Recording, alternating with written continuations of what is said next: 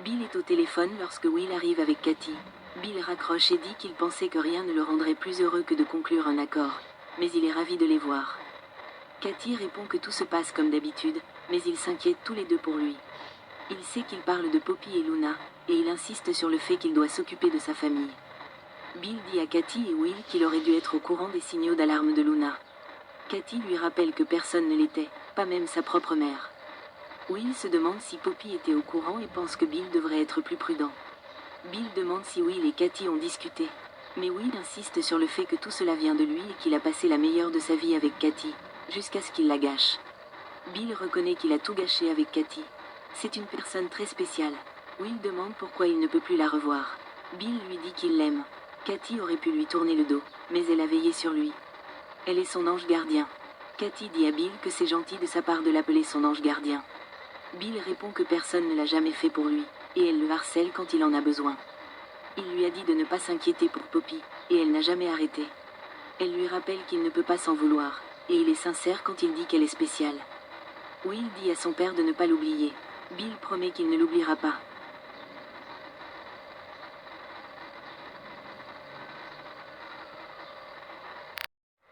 Dans le bureau de Finn, Finn est au travail lorsque Liam entre. Finn demande si Kelly va bien, et Liam dit qu'elle est contente que sa mère soit de retour. Liam est là pour lui parler en face à face. Finn sait que Liam ne vient que pour Steffi, et Liam admet que la dernière fois qu'il est venu, il a été très dur avec Finn.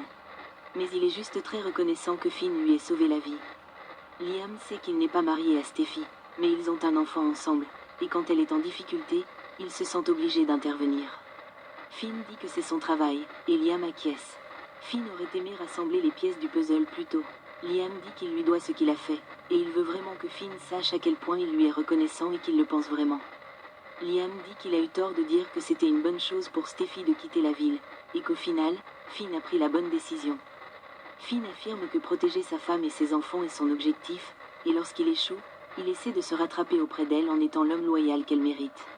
Liam l'écoute, l'air pensif. Chez Forrester Création, Steffi serre Taylor dans ses bras pour son aide avec les enfants. Taylor veut passer le plus de temps possible avec elle. Steffi est ravie que sa mère veuille rester à Los Angeles. Taylor adore aider les autres, mais elle sait qu'elle rate sa propre famille. Elle ne sait pas où elle se situe dans leur vie car elle est toujours absente, mais Steffi insiste sur le fait que Taylor est au milieu et qu'elle a besoin de sa mère. Taylor dit qu'elle espère rester là-bas un moment, et Steffi ajoute qu'ils ont tous besoin d'elle avec eux.